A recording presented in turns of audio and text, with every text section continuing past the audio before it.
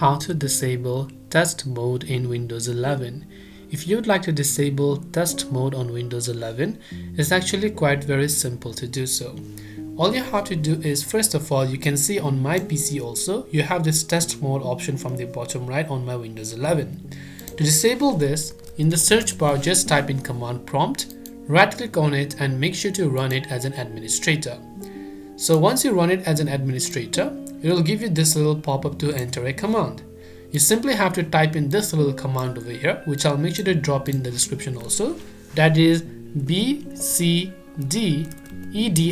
bcdedit space / set space test signing space off. So this is the command that you want to. I'll make sure to drop in the description also.